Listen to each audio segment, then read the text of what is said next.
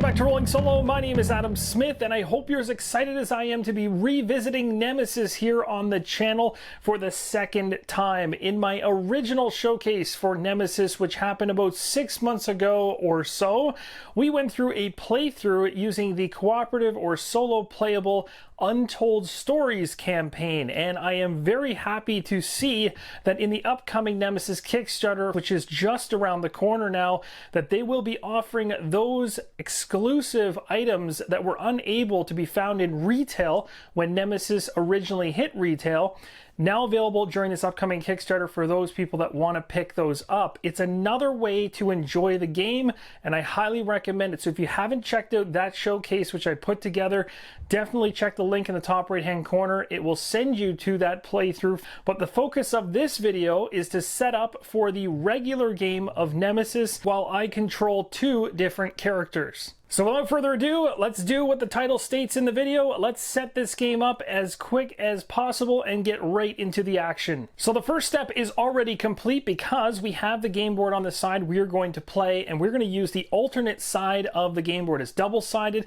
If you flip this thing over, you'll notice that the opposite side has 3 red arrows on it to depict that that's the regular side to play.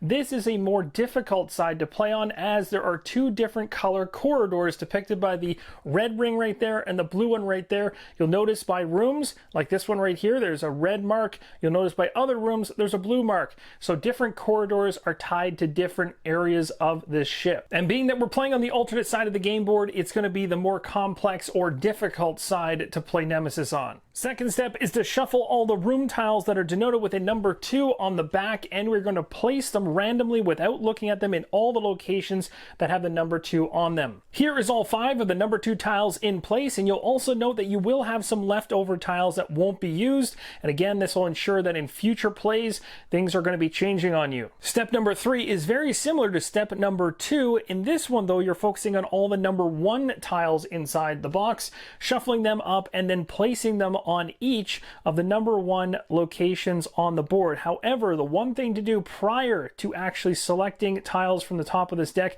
is to ensure that you have removed evacuation section A and evacuation section B from this tile stack, as these 2 tiles are going to end up going here and up here. These tiles will be face up, unlike the rest of the tiles drawn now from the 1 tile deck and placed in all the corresponding areas on the game board. And just like that, all the tiles with number 1 have been placed. The one thing to remember is we're playing on the alternate side of the game board, and only when playing on this alternate side do you actually know where evacuation section A and section B are. Otherwise, on the other side of the game board, you're putting all the number 1 tiles face down and you have no idea where those evacuation sections are. The other difference that's worth noting in terms of step number 2 with the 2 tiles is that with these 1 tiles, you won't have any remaining if only playing with the core game of Nemesis. Step number 4 is to take all the exploration tokens, put them face down, shuffle them around so you have no idea which one is which, and then you're going to place 1 on top of every single tile in the game, including the revealed evacuation section A and B. When all the exploration tokens are placed, it should look like this. And you will still have some exploration tokens that were not used. You can return those back to the box. Step number 5 is all about the coordinates deck. You're going to find this deck, shuffle it up, and then place 1 at random inside the coordinates card position. The rest of the coordinate cards can go back to the box. Place a clear status marker on the B space of the destination track. This is the destination, and we won't know what destination it is until we reveal or take a look at the coordinates. One correction involving setup that I want to make mention of is I did place evacuation section A in the B area. So I'm going to go ahead and flip these. And just like that, we've got them in the correct location. Now let's go to step number 7, which sets up the escape pods. And you'll set up escape pods, at least the number of them, depending on how many players you have. 1 to 2 players is 2 escape pods, which is where I will land. 3 to 4 players, 3 escape pods. 5 players, 4 escape pods. You start with section A first and then go go to section B afterwards if you're using the tokens from the game box. If you're using these terrain miniatures for the escape pods, then you can just start anywhere, place one in the first spot of the section A evacuation room, and then we'll move to section B and place one there as well. The other thing to note is that they should be on their locked side. You can see that it's locked from the padlock on this miniature. If I flip it over to the opposite side, now it is available to use, but it is not available to use from the beginning of the game. The next step of setup is all about the engine tokens, and these are really important from the standpoint that you should have no prior knowledge going into the game of what these tokens are set as in terms of the token on top or the token on the bottom.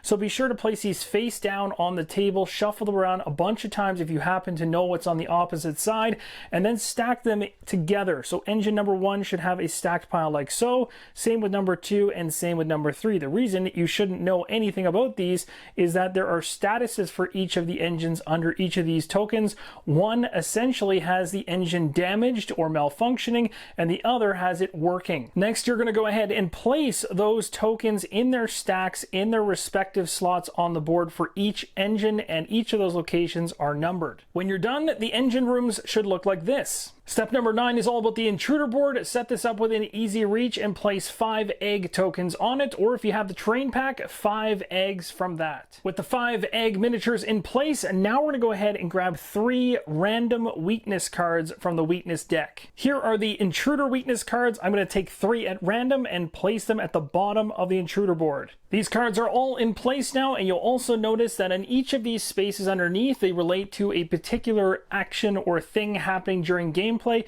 which will then reveal them. Character corpse being one, intruder carcass another, and intruder egg in the middle. The rest of the intruder weaknesses you didn't use can go back to the box. Now it's time to set up the intruder bag with all the intruder tokens. First, you'll notice that these are in coin capsules. I've done this myself. They do not come like this inside the game. They just come as standard cardboard tokens. I've done this to make it easier to draw them out of the bag.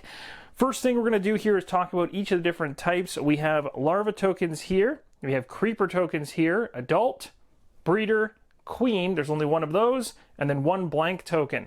So to build the intruder bag from the start of a new game, you'll have 1 blank, 4 larva, 1 creeper, 3 adults, and a single queen. Now we have all the tokens that will go inside the intruder bag, except there's one more thing. We're next going to add 1 additional adult intruder token for each player taking part in the game. The rest of the intruder tokens are placed next to the board. They will be used during play. Now we'll go ahead and place all of these tokens inside the intruder bag. And next, place all the intruder corpse tokens on the game board. We'll be using these to denote all the corpses of intruders as we take them out. And as I mentioned earlier, keep all other tokens available and within easy reach as you'll be using them during gameplay. Step 11 is to place the event deck, intruder deck, contamination deck, and serious wound deck within easy reach. And just like that, all the decks have been set up and shuffled. Next, we'll set up the 3 different item decks as well as the crafted item deck all in a group together. The decks have been placed, they've been shuffled, ready to go. The scanner can also be placed nearby. Remove any intruder player action cards that you have, put them back to the box. These are used in advanced modes of play once you get a grasp of Nemesis. Instead, for solo and cooperative play, ensure that you grab this deck of cards right here. For step number 12, we're going to place out our fire markers, malfunction, noise, wound and ammo, and status tokens, as well as our 2 combat dice and 2 noise dice. Next, make sure you have all your door tokens within easy reach, or if you have the terrain expansion, these doors you're seeing on camera. Also ensure you have your red character corpse tokens, and again, if you have the terrain expansion, you'll have these miniatures to use instead. Next, you'll want to find a first player token. If you have the Space Cats box, you'll have a number of these different cats to choose from, or if you backed the prior Kickstarter or the upcoming Kickstarter, this is likely to be included. Step 13 is to place the clear status token on the 15 or the green spot of the time track. Next, place 1 status token on the green space, just like that. the game board, as well as cards, tokens, markers, and dice, miniatures, intruder board, and the intruder bag are all set up. Step number 14 is all about these help cards. You're going to go ahead and place one down on the table for each character you're choosing to control. Now, in this particular playthrough, I am playing the base game of Nemesis solo as a single person, but in terms of the mode that I'm actually playing, I'm not playing the solo mode, as I'm not controlling just a single character. I'm actually going to be controlling two characters, so I'll be using the co-op mode, and because of this, I've grabbed two help cards, because I know I'll be controlling two characters. I've got 1 and 2 here. We'll also be going through our character selection in a moment, but there's something else to make note of. And that important thing to make note of all had to do with building out our intruder bag. Remember this step from earlier on in the video? Well, I went ahead and I placed an adult intruder token into the bag, an additional one for every player in the game. Now, this is where the terminology could be a little confusing, but think of that ruling as player or character. So in my case here, I'm playing co-op mode. I'm controlling two players, essentially, or two characters. So I do need to put an additional adult token into the bag. So there will be 2 additional adult tokens added to the regular amount that you place in the bag, standard for every game. Next, you're going to want to find the inventory card holders that relate to the help card number you've got for your characters. So I've got one here that has a 1 right on it, and I've got another one over here with a 2 on it. Now these will be used, as I mentioned, for just inventory cards. During the playthrough, I may use the rail here for the player cards. We'll see what works best. Now that we're finished up with step 15, let's move to step 16, and it is different when playing in cooperative mode. In this mode, as I mentioned earlier in the setup, we're going to be taking it from these cards right here, the solo and co-op objective cards, and in cooperative mode, we're taking 1 card per player or character. So in this case, I'm controlling 2 characters, so I'm going to go ahead and draw 2 cards at random, and I have to fulfill both of these objectives, as well as one of these 2 characters has to be alive in order for me to get the wins. Let's go ahead and reveal the very first one. We got No Man Left Behind as the first one. The second objective is going to be Emergency Post-Mortem. The rest of the cards can go back to the box. So let's take a closer look at these 2 cards here and see what they're all about. So this one here has Ascending the Signal and all rooms on the ship must be explored. That is going to be extremely tough. The other one is Emergency Post-Mortem. Place the blue character corpse object in the surgery room. Down below on both these cards are some flavor text. This one here states there are some empty hibernation pods here. We need to make sure everyone is accounted for. And this one over here says, whatever happened to our friend might be happening to us next. Moving right along to step 17, it is a big one because here you are drafting your characters. Now, in the rules, it states you'll take all of the draft cards for the characters you have, whether it be from the core set, like the 6 you're seeing here, the scout, soldier, mechanic, captain, pilot, and scientist. You're going to shuffle these together, draw 2, and then you're going to choose which one is going to be the character you'd like to go with. The other one returns back to the deck, shuffled, and then you draw another 2 and get to choose between them. At least that's how it's going to work here in this particular setup. There will be one change though, however. I'm actually not going to use any of the characters you're seeing here in front of you. These all come from the core set, and my prior showcase 6 months ago or so captured drafting of these characters and choosing of 2 of these characters to play through the game with. Instead, this time around, where I used them in the Untold Stories campaign prior, I want to use some of the new Kickstarter exclusive heroes or the ones that come from other expansion boxes. The great news is that all of those characters will be coming back in the most recent Kickstarter, so you won't be missing out on the chance to obtain them. So in a game where you're drafting characters and you want to use characters from the core as well as the additional expansions or Kickstarter exclusives, you're going to want to get all of those character draft cards I showed you, which there's 6 of them, but you'll also have another one here for the medic, which you'll add in, and that is this one right here. Make sure they're all in there. The key with these is that essentially if you take this medic card out of the equation for a second, you've got 6 core colors from the core game, and they all correlate to 1 role.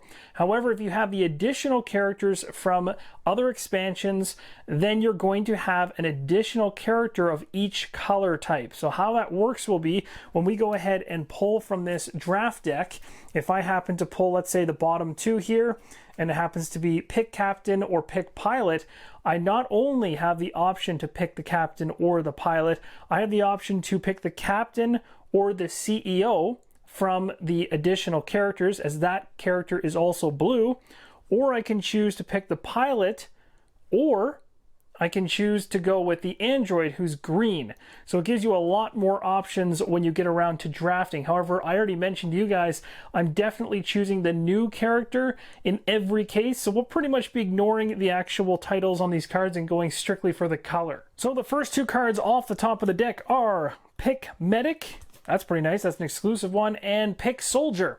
All right. So again, with this one here being the only other one that has an alternate, the medic is just for the medic.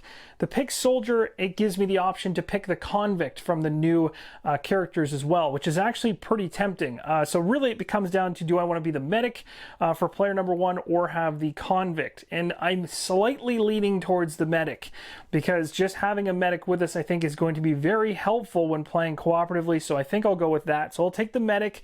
We're going to take this card right here. It doesn't get discarded. It goes right back into that draft deck. Next two cards off the top of the deck after shuffling is the pilot or the scout. And remember, again, there's alternates for this one. So the new character that comes on the green is the android. We actually landed this one in one of the examples.